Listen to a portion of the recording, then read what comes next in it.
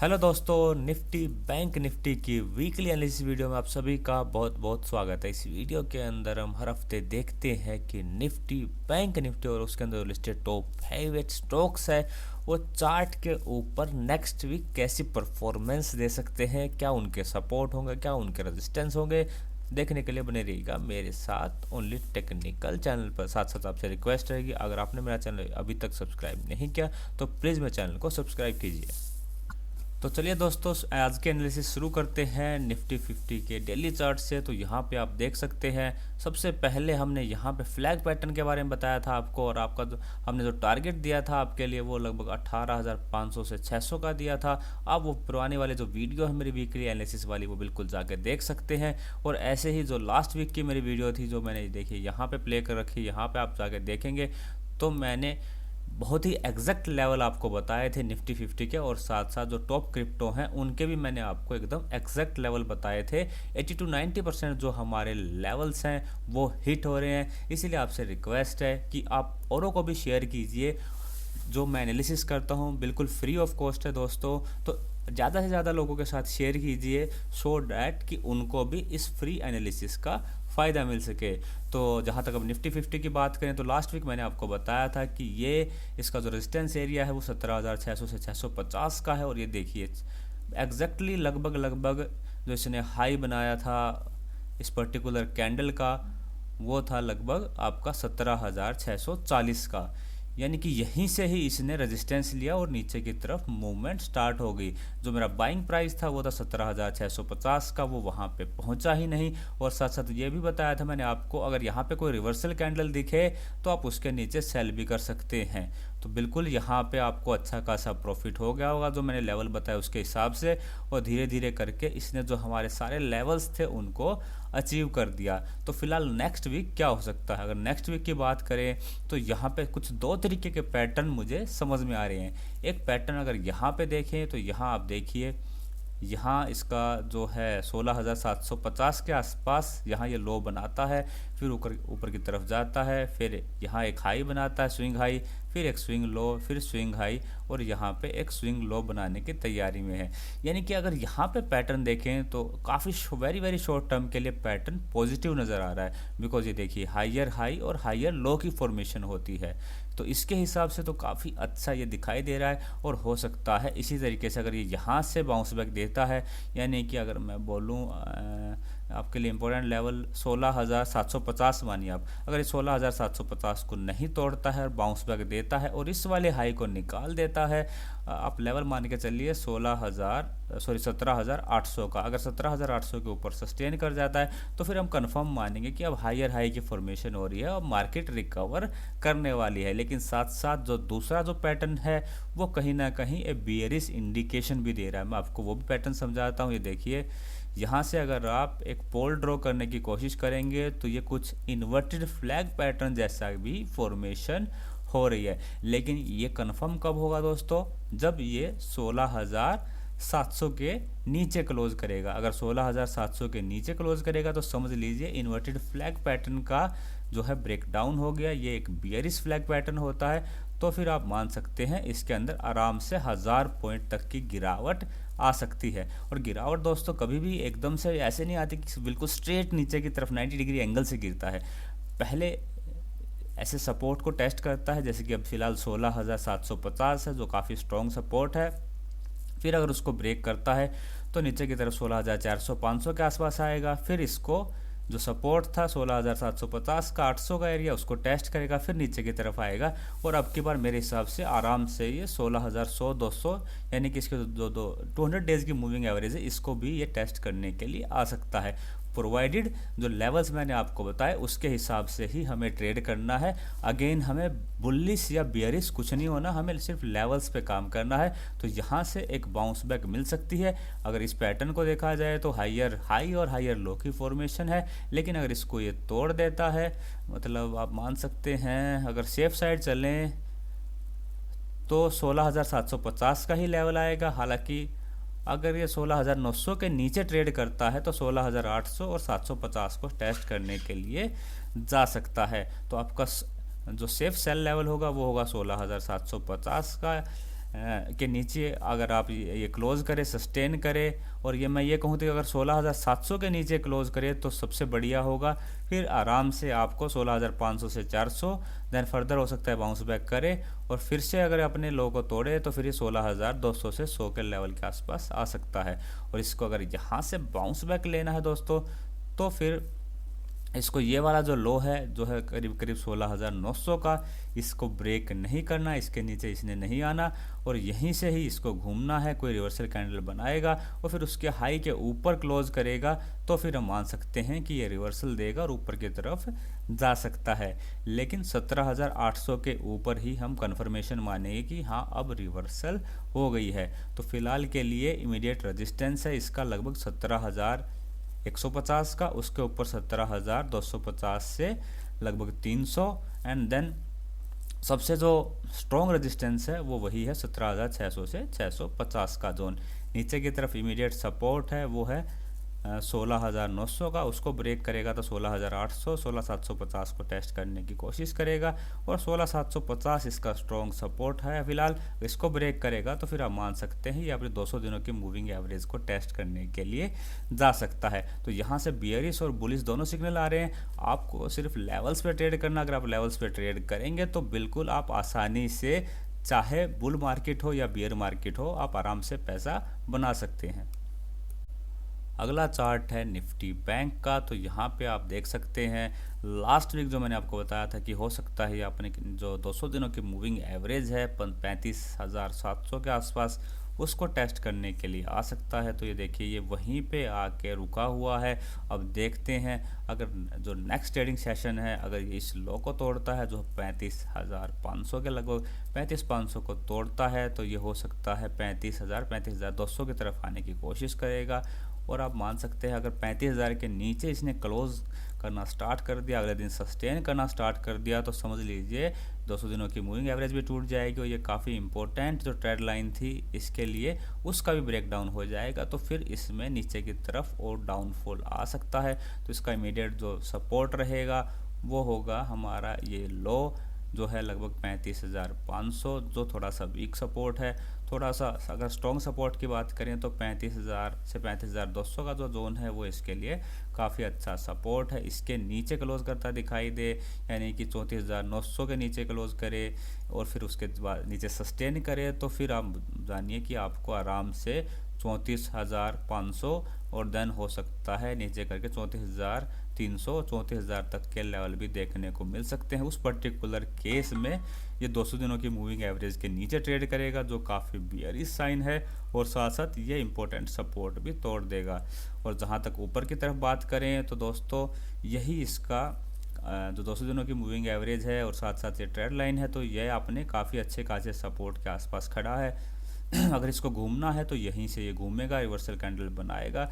Reversal candle के high के ऊपर आपको बाई करना है और उसके लो का स्टॉप लॉस लगाना है। उस पर्टिकुलर केस में आपका जो नेक्स्ट टारगेट होगा या नेक्स्ट रेजिस्टेंस होगा वो होगा लगभग 36,000 से 200-300 का लेवल। फिर उसके ऊपर हो सकता है 36,800 को भी टेस्ट करने के लिए नेक्स्ट वीक के अंदर जा सकता है। तो फिलहाल निफ्टी बैंक अपने बिल्कुल इमीडिएट सपोर्ट पे खड़ा हुआ है। अगर थोड़ा सा भी इसके नीचे फिसलता है, सस्टेन करता है, तो इसके अंदर बड़ी सेल भी आ सकती है। और बाउंस बैक के लिए हमें यहाँ से रिवर्सल कैंडल को देखना पड़ेगा। फिर उस पर्टिकुलर केस में हम ऊपर के लेवल जो मैंने आपको बताया कि 36,200, 36,800, 900 और फर्दर ऊपर के लेवल्स के बारे में बात करेंगे। बस दोस्तों आपको एक चीज़ का ध्यान रखना है, चाहे सेल साइड का आप ट्रेड लें चाहे आप बाई साइड का ट्रेड लें, आप लेवल्स पे ट्रेड करिएगा। लेवल्स आपको बड़े लॉसेस से बचाएंगे और आपको सही तरीके से ट्रेड दिलवाएंगे। चलिए इंडाइसिस की बात हो गई, अब बात करते हैं इंडिया की नंबर 1 कंपनी रिलायंस की। रिलायंस का डेली चार्ट यहाँ पे लगा हुआ है, ये भी डाउन ट्रेंड के अंदर है जैसा कि आप देख सकते हैं। इसका जो नियरेस्ट सपोर्ट है और काफ़ी स्ट्रॉन्ग सपोर्ट है वो है 2300 के आसपास। 2300 के नीचे भी जाएगा तो भी इसके पास जो है काफ़ी सपोर्ट एरिया मौजूद है, वो है करीब करीब आपका 2230 से 2250 के आसपास। और ये वो एरिया है दोस्तों जहाँ पे बिल्कुल आपको एक्यूमुलेट करना है, इसको छोड़ना नहीं है। अगर मैं चार्ट को थोड़ा सा जूम इन करूँ या जूम आउट करूँ तो आप यहाँ देख सकते हैं ये इसका सपोर्ट एरिया है, और यहाँ ये वाली जो ट्रेड लाइन है इसका भी सपोर्ट मिलेगा, 200 दिनों का भी सपोर्ट मिलेगा। साथ साथ हो सकता है दोस्तों कि 2300 से ही बाउंस बैक दिखा दे। तो यहाँ पे 2300 के आसपास हमें रिवर्सल कैंडल का फॉर्मेशन होने का वेट करना है, उसके ऊपर हम बाइंग करेंगे और उस कैंडल के नीचे का स्टॉप लॉस लगाएंगे। अगर 2300 को ब्रेक कर देता है तो फिर 50-60 पॉइंट की और गिरावट आएगी, फिर इसको ये यहाँ पे इसकी जो 200 दिनों की मूविंग एवरेज है वहाँ पे ले आएगी। हाँ, किसी भी केस में अगर 200 दिनों की मूविंग एवरेज के नीचे ये क्लोज करेगा, अगले दिन सस्टेन करेगा तो फिर दिक्कत हो सकती है, फिर इसके अंदर भी जो है बड़ी करेक्शन आ सकती है। हालांकि फ़िलहाल के लिए नेक्स्ट वीक के लिए 2300 इसका इंपॉर्टेंट सपोर्ट रहेगा, उसके नीचे का सपोर्ट मैंने आपको बता दिया। जहाँ तक रेजिस्टेंस की बात है तो रेजिस्टेंस है इसका फ़िलहाल जो है एक वीक रेजिस्टेंस है 2360 के आसपास, उसको निकालेगा तो फिर ये 2420 तक जा सकता है। वहाँ पे जो ट्रेड लाइन है, रेजिस्टेंस लाइन है, इसका रोल देखना होगा किस तरीके से इसके पास बिहेव करता है। अगर इसको निकाल देता है, यानी कि अगर ये 2430 के ऊपर ट्रेड करना शुरू कर देता है तो फिर ये आसानी से आपको 2460 एंड फर्दर 2500 तक के लेवल दिखा सकता है। 2500 इसका काफ़ी स्ट्रॉन्ग रेजिस्टेंस एरिया है, जिसको इसके लिए निकाल पाना काफ़ी मुश्किल साबित हो रहा है। तो चलिए अब चलते हैं HDFC के चार्ट के ऊपर। HDFC भी देखा जाए तो काफ़ी इम्पोर्टेंट अपने सपोर्ट के आसपास है। इसका सपोर्ट एरिया है लगभग 2630 से लेके 2600 का पूरा एरिया इसके लिए स्ट्रॉन्ग सपोर्ट है। हालांकि इसने जो क्लोजिंग दी है वो 200 दिनों की मूविंग एवरेज के नीचे दी है, जो कहीं ना कहीं थोड़ी सी वीकनेस को शो करती है। लेकिन देखते हैं अगर इस पर्टिकुलर सपोर्ट को ये सस्टेन कर जाता है या कोई रिवर्सल कैंडल बनाता है तो बिल्कुल वहाँ से उस रिवर्सल कैंडल के ऊपर से आप बाई करेंगे, उसके नीचे का आप एसएल लगाएंगे और आप आराम से यहाँ से जो टारगेट आपको मिलेगा वो 2660 और हो सकता है आपको लगभग 2700 के टारगेट मिल सकते हैं। 2700 अब इसके लिए स्ट्रॉन्ग रेजिस्टेंस का काम कर सकता है। यहाँ पे जो कैंडल की फॉर्मेशन है वो देखना काफ़ी इंपॉर्टेंट है। अगर इसके नीचे ये सस्टेन करा तो फिर इसके अंदर भी बड़ी गिरावट आ सकती है और रिलायंस और HDFC अगर ये दोनों गिरने लगे तो फिर ये इंडेक्स को भी नीचे की तरफ ले जा सकते हैं। हालांकि फ़िलहाल जो है दोनों इंपॉर्टेंट सपोर्ट के ऊपर हैं और यहाँ से बाउंस बैक बिल्कुल हमें मिल सकती है। नेक्स्ट चार्ट है HDFC बैंक का। अगर HDFC बैंक के अंदर भी देखें तो लगातार करेक्शन चालू है, लेकिन अब ये अपने काफ़ी इंपॉर्टेंट सपोर्ट के ऊपर, यहाँ आप देख सकते हैं ये सपोर्ट लाइन है जो इसके जहाँ जब भी इसके पास आता है तो वहाँ से सपोर्ट लेके ऊपर की तरफ चला जाता है। तो ये जो पूरा एरिया है इसका लगभग 1460 से लगभग 1470 का ये पूरा इसका सपोर्ट का एरिया है। तो यहाँ से हो सकता है ये बाउंस बैक दे।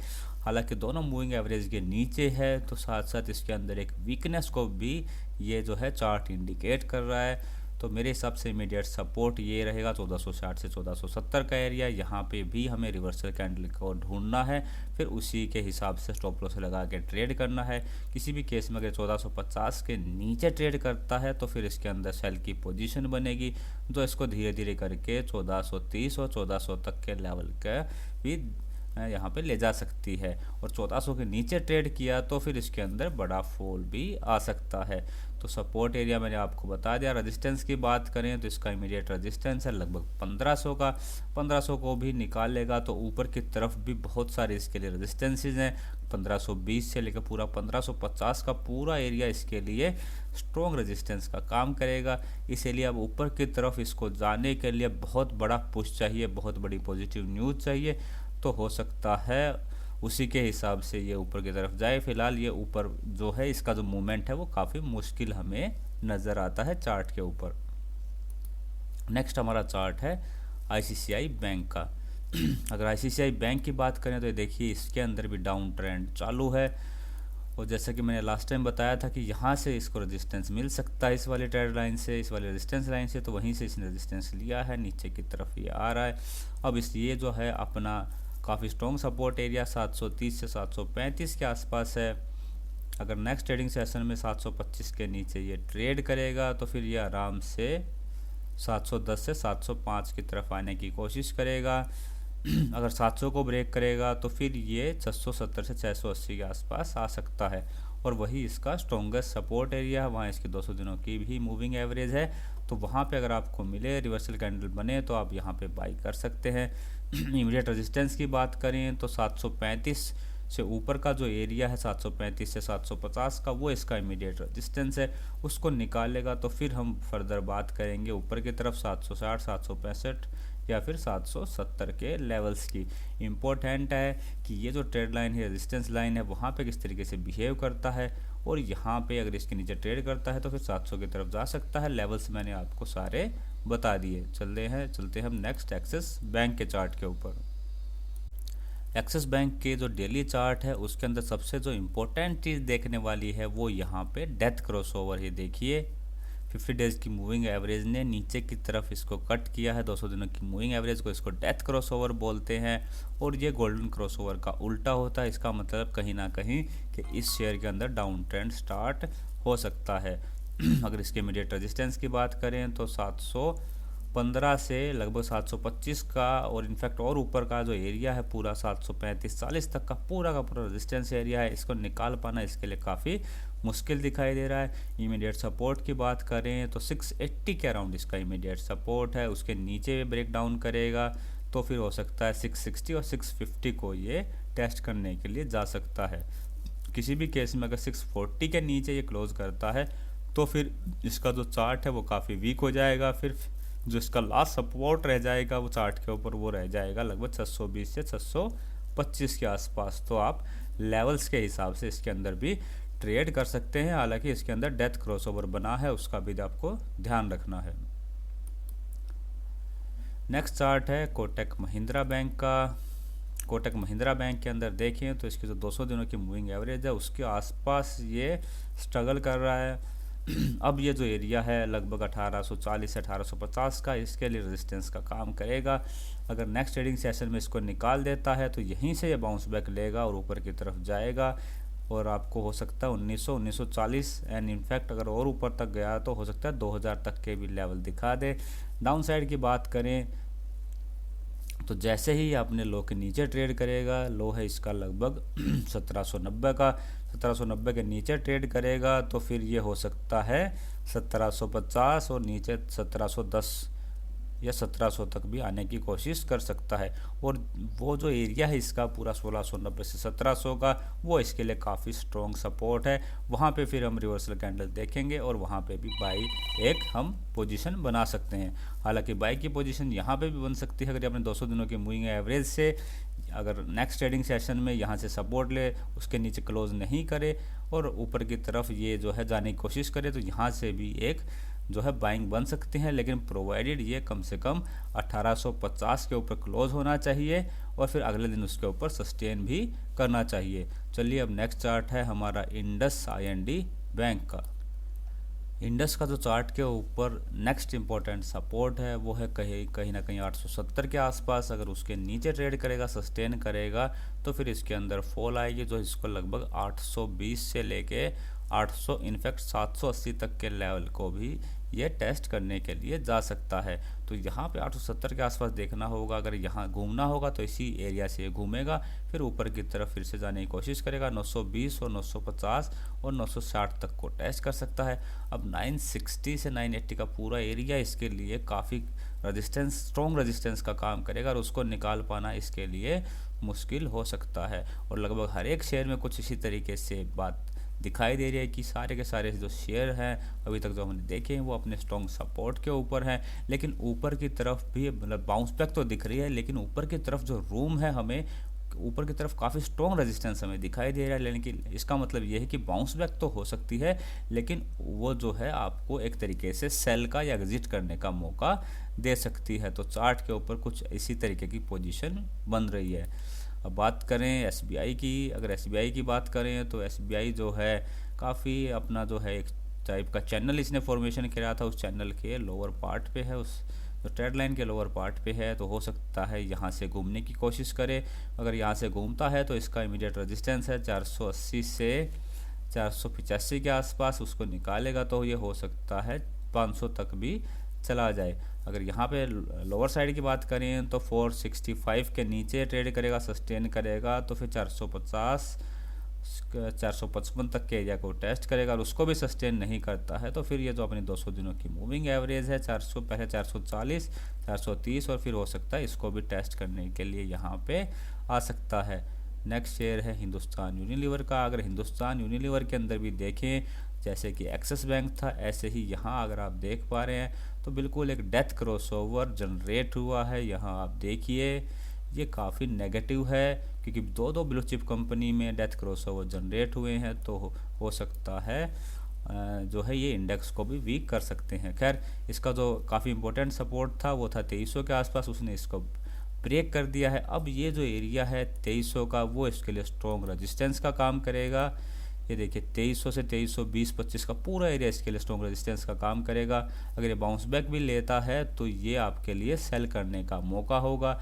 आपको इसके अंदर बाइंग की पोजीशन के लिए अगर ऊपर की तरफ मैं लेवल बताऊं तो कम से कम 2350 के ऊपर सस्टेन करे, क्लोज करे, तब जाके इसके अंदर आपको बाइंग की पोजीशन लेनी है और फिर ये हो सकता है 2400 को टेस्ट करने के लिए जाए। फिलहाल इमीडिएट जब अगर सपोर्ट की बात करें वो है 2200 का। 2200 के आसपास भी अगर आपको रिवर्सल दिखे तो यहाँ पे भी एक बाइंग की पोजीशन बन सकती है, जो इसको हो सकता है ऊपर की तरफ 2200 से 2300 तक ले जाए। हाँ, अगर 2200 के नीचे भी ये ट्रेड करता है तो फिर इसका सपोर्ट आ जाएगा कहीं ना कहीं 2120 के आसपास, एंड देन अल्टीमेट सपोर्ट होगा 2000 के आसपास। तो लेवल्स मैंने आपको सारे बता दिए, लेवल्स के हिसाब से आप प्लीज़ ट्रेड कीजिएगा। नेक्स्ट शेयर है एफएमसीजी सेक्टर का आईटीसी। अगर आईटीसी की बात करें तो ये देखिए लगातार करेक्शन होते हुए यहाँ पे आ गया है, जहाँ पे इसकी 200 दिनों की मूविंग एवरेज है 215 के आसपास। अगर इसके नीचे ट्रेड करता है तो फिर भी इसके लिए सपोर्ट है 215 210 के आसपास। तो मतलब अगर देखा जाए तो फिलहाल ये अपने पूरे सपोर्ट की एरिया के आसपास है और यहाँ से हो सकता है एक बाउंस बैक आपको दे, और उस बाउंस बैक में ये 220 225 तक के लेवल को भी टेस्ट कर सकता है। हालांकि ये जो शेयर है ये काफ़ी स्लो मूवर है, तो इतनी अच्छी वे मूवमेंट देता नहीं है। हो सकता है अगर यहाँ इसको ब्रेक करे तो यहाँ पे सपोर्ट ले ले 210 के आसपास, फिर नीचे की तरफ भी ब्रेक करे 205, और इसका जो स्ट्रॉन्गेस्ट सपोर्ट है जिसके नीचे जो मीडियम टर्म वाले इन्वेस्टर हैं वो एग्जिट कर सकते हैं, वो है 199 का। 199 के नीचे अगर ये क्लोज करता दिखे, नेक्स्ट डे सस्टेन करे, तो बिल्कुल आप इससे एग्जिट हो जाइएगा। शॉर्ट टर्म के जो है इन्वेस्टर इसमें से एग्जिट कर सकते हैं। हालांकि फ़िलहाल ये सपोर्ट के ऊपर है, हो सकता है यहाँ से एक बाउंस बैक ले। जो लेवल्स हैं मैंने आपको सारे बता दिए। इसका यहाँ से अगर सेल की बात करें तो सेल का मेरे हिसाब से अभी इसके अंदर कोई पोजीशन नहीं है, बिकॉज ये पूरा एरिया इसके लिए सपोर्ट का है और थोड़ी बहुत मूवमेंट देता ही है। काफ़ी स्लो मूवर है, इसलिए इसको उस सेल साइड के लिए हमें फ़िलहाल अवॉइड करना होगा। टीसीएस की बात करें तो टीसीएस का अगर चार्ट देखें तो वो ठीक ठाक है। दोनों जो मूविंग एवरेज है 50 डेज़ की 200 डेज़ की उसके ऊपर है और काफ़ी हमें चार्ट के ऊपर ठीक ठाक दिखाई दे रहा है। इसका इमीडिएट सपोर्ट है 3550 से 3560 का, उसको ब्रेक करेगा तो फिर ये नीचे की तरफ हो सकता है 3450 3400 को टेस्ट करने का यहाँ आए। 3400 के आसपास मिले आपको रिवर्सल कैंडल बनाता हुआ दिखे, जैसे कि यहाँ पे आप देख सकते हैं क्रिप्टोन डोजी बनाई, एक रिवर्सल कैंडल है, उसके ऊपर नेक्स्ट कैंडल ने क्लोज किया, यहाँ पे आप पोजीशन बना सकते हैं। तो ऐसे ही यहाँ पे एक पोजीशन बन सकती है और उसका आपका टारगेट रहेगा 3440, 3440 के बाद 3500 और 3500 से ऊपर आप 3550 तक के लेवल के लिए इसके अंदर बाइंग कर सकते हैं। और यहाँ की बात करें तो इमीडिएट रेजिस्टेंस है कहीं ना कहीं 3660 का। 3660 को निकालेगा तो ये 3700 3720 के लेवल को टेस्ट करने की कोशिश नेक्स्ट वीक के अंदर कर सकता है। अब चलते हैं इन्फोसिस के चार्ट के ऊपर। इन्फोसिस का जो चार्ट है वो काफ़ी बुलिश दिखाई दे रहा है। यहाँ देखिए इसने एक ट्रायंगल पैटर्न और साथ साथ ही ये एक रेंज की फॉर्मेशन हो रही थी, यहाँ आप देख सकते हैं उस रेंज का भी ब्रेकआउट दिया है। तो इसके अंदर डबल ब्रेकआउट है, वॉल्यूम भी है। हो सकता है ये आने वाले जो वीक में 1790 1800 या 1780 को भी टेस्ट करने के लिए आ सकता है। जितना भी अगर आपको यहाँ पे ये मिले, बिल्कुल आपको बाय ऑन डिप की स्ट्रेटजी अपनानी है और ये आपको यहाँ से आराम से 50 से 100 पॉइंट की अपसाइड के अंदर मूवमेंट देने वाला है। काफ़ी स्ट्रॉन्ग शेयर है। तो इसका जो इमीडिएट सपोर्ट है वो है 1780 से 1790 का पूरा एरिया है। यहाँ पे बिल्कुल अगर ये मिले तो बाय करना है और यहाँ पे जो हमारा एसएल रहेगा वो होगा आपका 1750 का। अगर ये नीचे की तरफ नहीं आता है, ऊपर की तरफ जाता है, तो फिर आपका बाइंग लेवल है मेरे हिसाब से 1855 का। 1855 के ऊपर ये क्लोज करे, नेक्स्ट डे सस्टेन करे तो बिल्कुल फिर से बाय करें। आप कम से कम 50 से 100 पॉइंट की मूवमेंट इसके अंदर आपको मिल सकती है। तो इसके अंदर डबल ब्रेकआउट है चार्ट के ऊपर, ये काफ़ी स्ट्रॉन्ग हमें दिखाई देता है। अगर नीचे की तरफ मिले तो बहुत बढ़िया है, बहुत अच्छा बेनिफिट होगा। और अगर इसका ब्रेकआउट करके मिले तो आप वहाँ पे भी 1855 के आसपास इसको ले सकते हैं। आज का नेक्स्ट शेयर है हमारा LNT का, लार्सन एंड टर्बो का। इसको भी देखा जाए तो फिलहाल ये अपने 50 डेज़ की मूविंग एवरेज के आसपास, सपोर्ट एरिया के आसपास है, जो है 1830 से 1835 का। उसके ये नीचे जाएगा तो हो सकता है 1800 1780 को टेस्ट करे, वहाँ पे इस पर्टिकुलर ट्रेड लाइन का इसको सपोर्ट मिल सकता है। अगर उसके नीचे ही ब्रेक करता है तो फिर 1730 के आसपास 1720 के आसपास इसका अच्छा खासा सपोर्ट एरिया यहाँ पे है। रेजिस्टेंस की बात करें तो इसका इमीडिएट रेजिस्टेंस है कहीं ना कहीं 1890 से 1900 का, उसको निकालेगा तो फिर से ये अपना जो है ऑल टाइम हाई 1950 1960 या 1970 की तरफ भी जाने की कोशिश कर सकता है। हाँ, अगर इस सपोर्ट को ब्रेक कर देगा तो फिर ये जो सपोर्ट एरिया है 1830 से 1840 का, वो इसके लिए फिर रेजिस्टेंस का काम करेगा। तो उसके हिसाब से आप अपना जो ट्रेड है वो मैनेज कर सकते हैं। नेक्स्ट शेयर है दिग्गज कंपनी एशियन पेंट का। एशियन पेंट के अंदर भी देखें तो इसका इमीडिएट रेजिस्टेंस है लगभग 3340 का, उसको निकाल देगा तो अच्छी खासी इसके अंदर एक मूवमेंट आ सकती है जो इसको लगभग 3470 तक ले जा सकती है। और अगर ये कमिंग ट्रेडिंग सेशन में 3220 के नीचे ट्रेड करेगा तो फिर ये 3200 और 3190 3180 तक आने की कोशिश कर सकता है, जहां इसकी 200 दिनों की मूविंग एवरेज है। तो हो सकता है फिर ये वहाँ से सपोर्ट ले और फिर से ऊपर की तरफ मूवमेंट ये देने की कोशिश कर सकता है। अगर ये सस्टेन नहीं करता 3180 3170 के लेवल को तो फिर ये फिर से हो सकता है 3100 और 3050 के रेंज के आसपास आ सकता है। लेकिन चार्टिकली ये भी काफ़ी स्ट्रॉन्ग है, इन्फोसिस के जैसे दोनों मूविंग एवरेज के ऊपर है और अपने जो है ऑल टाइम हाई के आसपास सस्टेन कर रहा है। तो मेरे हिसाब से ये काफ़ी स्ट्रॉन्ग है चार्ट के ऊपर। आज का जो लास्ट शेयर रहेगा वो है मारुति सुजुकी का। मारुति सुजुकी के अंदर देखें तो मैंने आपको बताया था कि इसके अंदर जब मैंने वीकली जो चार्ट आपको दिखाया था लास्ट वीक, तो एक तरीके से इसके अंदर जो है inverted head and shoulder pattern की कुछ फॉर्मेशन मैंने आपको समझाई थी। यहाँ आप देख सकते हैं ये है, इसका एक शोल्डर हो गया, ये हेड हो गया, ये दूसरा शोल्डर हो गया, लेकिन अभी तक इसने सक्सेसफुल ब्रेकआउट नहीं दिया है। बार बार इस लाइन के आसपास आता है, यहाँ से सपोर्ट लेके ऊपर की तरफ जाता है और फिर रेजिस्टेंस लेता है 7600 से 7800 एरिया के आसपास, फिर नीचे की तरफ आ जाता है। तो अगर डेली चार्ट के अंदर फिर से हम चलें तो हमें एग्जैक्टली पोजीशन का पता लगेगा।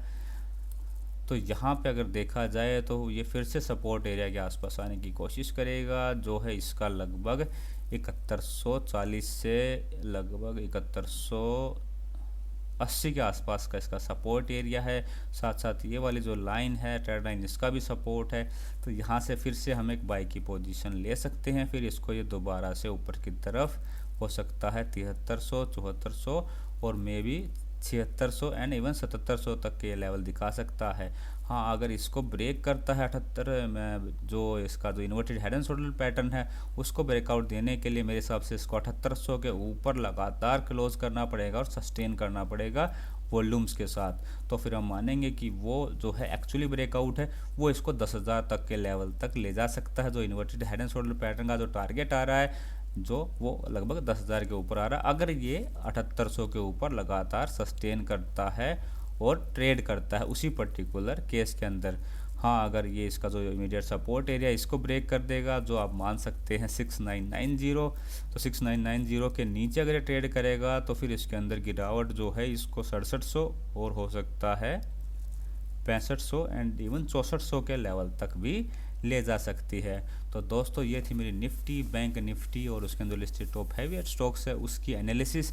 मैंने जो चार्ट के ऊपर जो लेवल बताए हैं, जो दोस्तों आप लोगों से मुझे फीडबैक मिल रही है उसके हिसाब से 80 to 90% जो मेरे लेवल्स हैं वो हिट हो रहे हैं। बस आप मेरी जो बात है अच्छे से सुनिएगा। जब मैं बाई करने के लिए बोलता हूं तो वहां पे रिवर्सल कैंडल या सेल करने के लिए बोलता हूं किसी भी सपोर्ट या रेजिस्टेंस के आसपास, वहां पे आपको सेल कैंडल ढूंढनी है, साथ साथ वॉल्यूम भी ढूंढने हैं। तो उसके हिसाब से जो आपका डिसीजन है और ज़्यादा एक्यूरेट हो जाएगा। तो अपने दोस्तों के साथ भी शेयर कीजिएगा। वीडियो देखने के लिए आप सभी का बहुत बहुत धन्यवाद। जय हिंद।